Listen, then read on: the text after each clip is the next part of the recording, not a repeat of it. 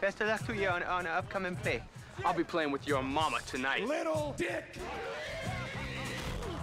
Are you not entertained? Are you not sports entertained? This week's episode of Raw is gonna go down as an all-timer. Man, I love the entire show, but what a hell of a closing angle. That Crimson Mask is gonna be talked about for years. Just when we thought things couldn't get any better, just when we thought we had all the answers, WWE goes and changes the questions. The hype and build for this Mania has been exceptional. And I don't know about you guys, but I feel like this year's WrestleMania has the potential to be one of the greatest of all time. We got some really exciting matches on the undercard bubbling up. We have a whole diamond mine sitting in front of us. Ain't no skips on this playlist. But even if there were some duds, you could sell me the 60,000 that are gonna be packed in the each night, and the millions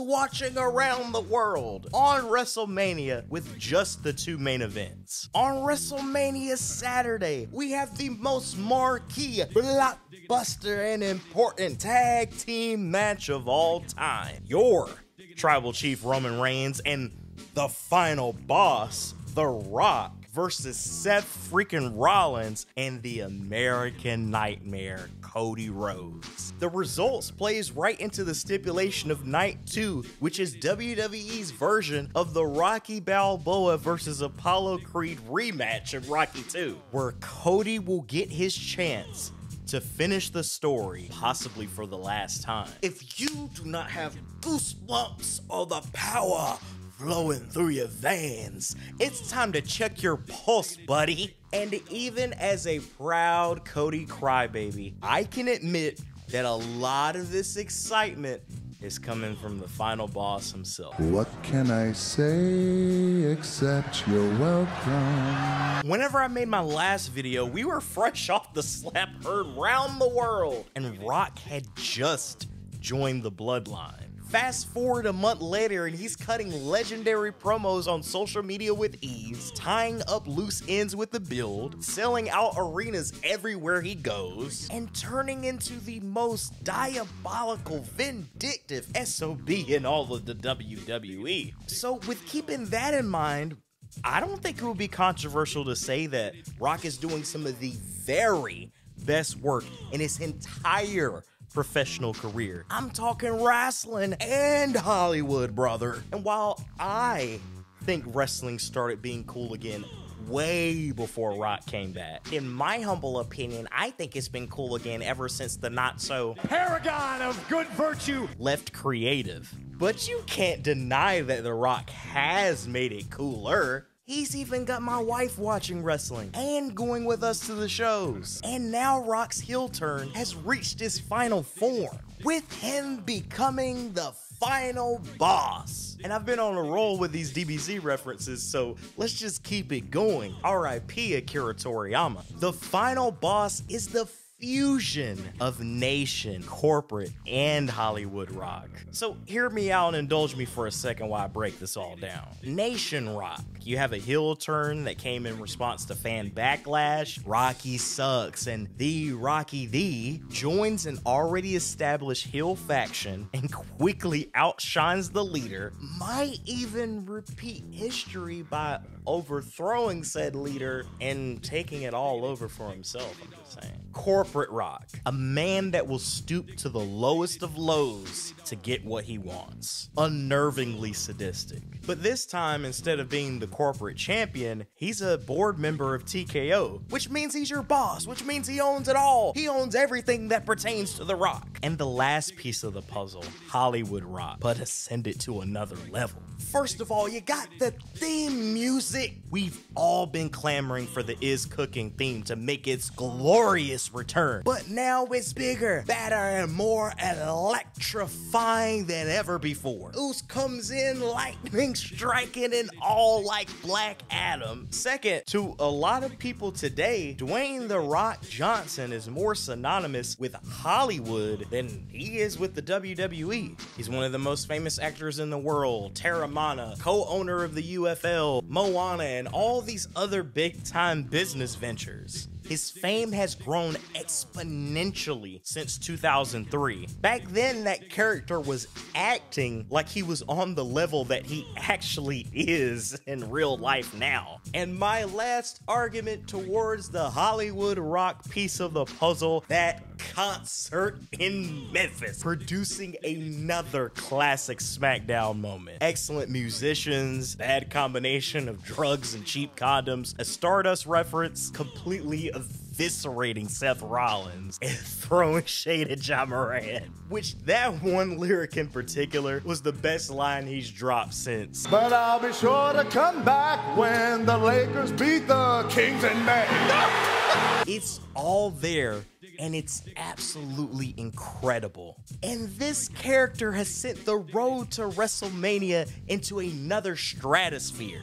So much that his cousin kind of feels like a supporting character in all of this. I have heaped a lot of praise on the build to WrestleMania, Rock's heel turn, and the match card. But doesn't it feel like there's a lot more heat between Cody and Rock than there is for Roman and Cody? Rock is constantly threatening Cody's mother, making fun of his dog, calling his very birth a mistake, and he beat Cody to a bloody pulp on Raw. Look at you now, boy! He beat that boy like he stole something. Everybody's been saying that The Rock took it back to the Attitude Era, but I'm seeing some tales from the territories. The Horseman versus Dusty, putting that boy through some hard times indeed. Cody called Rock a whiny bitch that went and cried backstage to Ari Emanuel whenever he got that bad publicity, an industry leech, which is a better way of saying carny succubus, and he said that Rock would have little dick syndrome whenever the bell actually rung. You would think that the tag match is leading to a night 2 main event of Cody versus The Rock, which begs the question, why haven't they shown more animosity between Roman and Cody? They had a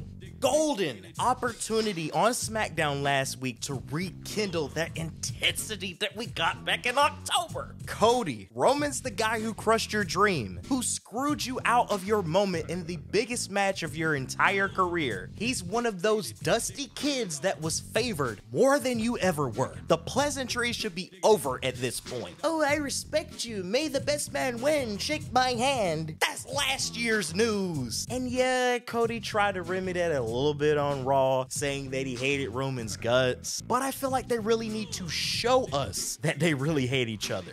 We know Seth Rollins can't stand Rock or Roman, and they sure as hell ain't got any sympathy for him. Cody had a reason for choosing Roman in the first place, not just for the story, but for getting his revenge too. Fam, don't forget this heartbreaking moment and why it happened. It was because of Roman. I ain't saying you gotta go all Drew McIntyre on us or anything, but come on. Give us a little bit more of that angry Cody when it comes to Roman. He took the gloves off when it came to Rock. He finally slapped him back. Was the first to challenge him to a fight, one-on-one I might add. And he's been firing back on him on the mic. I think this is the main reason a lot of fans were disappointed with the Cody Roman face-off last week. So much of the build over the past month has focused on The Rock and the tag match on night 1, and there hasn't been quite as much focus on the Cody versus Roman feud itself. Plus, I'm seeing a lot of conversations going around that The Rock is overshadowing Roman Reigns. In a way, I do agree with this. If you believe that The Rock is overshadowing Roman Reigns, then you're not wrong. No!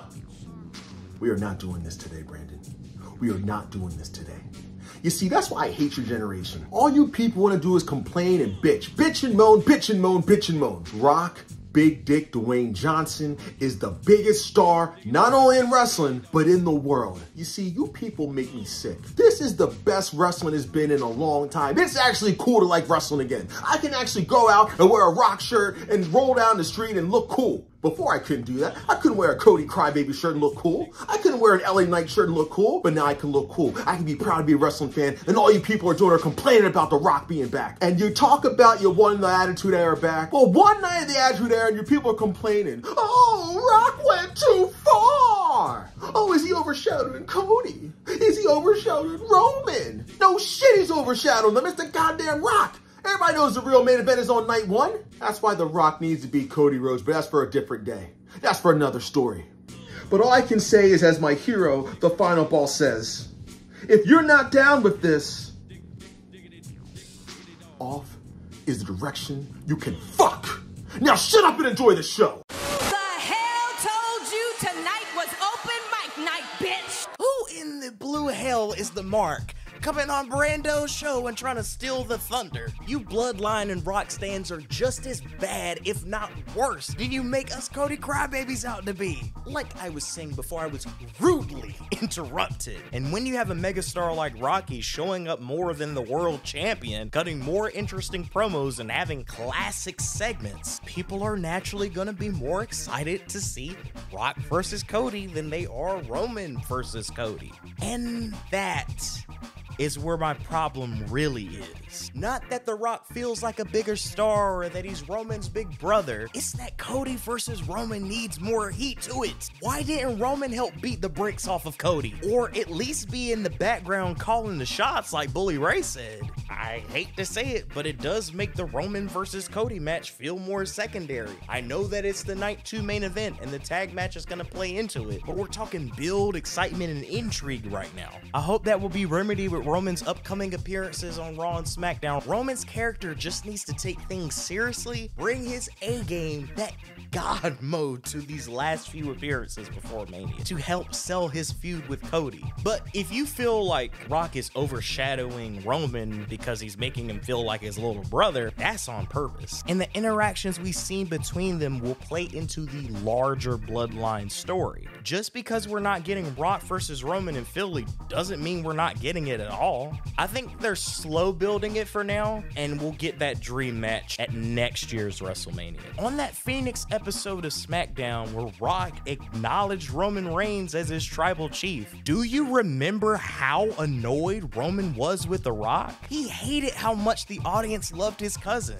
He hated how the audience wasn't as loud in reacting to him in comparison to The Rock. He badly needed The Rock to acknowledge him for his own validation. Roman showed us that he's actually jealous of The Rock and that he needed to have some form of win over him for his ego. With how much this final boss character has been popping off, don't be surprised when that paranoia and jealousy starts to creep in again, because it will happen again. And like I said earlier when it came to The Rock, this is the same guy that stole the Nation of Domination from Farouk. He's going to do the same thing with the Bloodline when the time comes.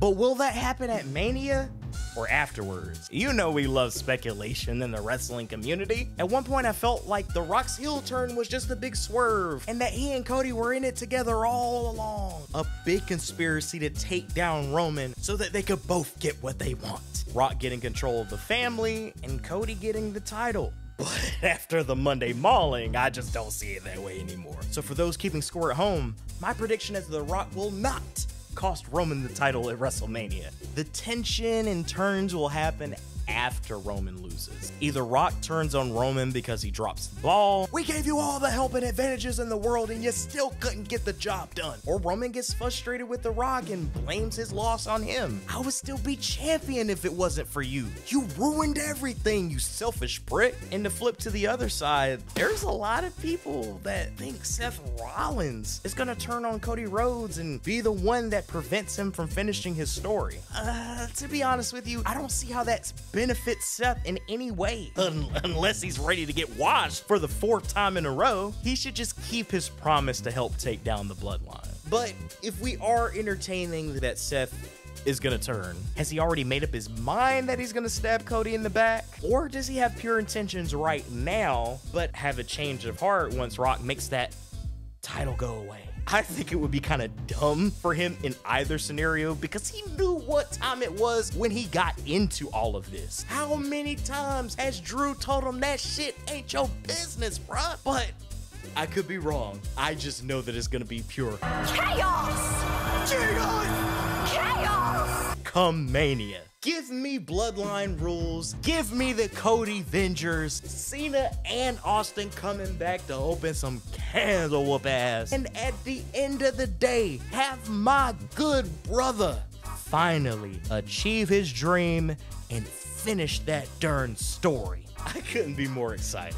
But I think that's been enough yapping for me today. Now it's time for you to all chime in. What do you think about the final boss? Has he been helping or hindering Roman and Cody? What's been your favorite part of this Mania build so far? However you feel, please don't be shy and let me know how you feel in the comments. If you enjoyed this video and you want to see more, you already know what to do. Lay it the smack if down on the like and subscribe buttons. We've got 2 very special WrestleMania themed parodies coming out to you very soon, so be on the lookout. This has been Brandon from EK Wrestling. I love you guys and I tremendously appreciate all the support that you've been giving me. It does not go unnoticed. Until next time, please remember that wrestling is not a love story. It's much more than that. It's hope. And in a world surrounded in hate, greed, and violence, a world where closure may never come, we all know a place that has hot and cold hope on tap, for better or for worse. Take care, guys.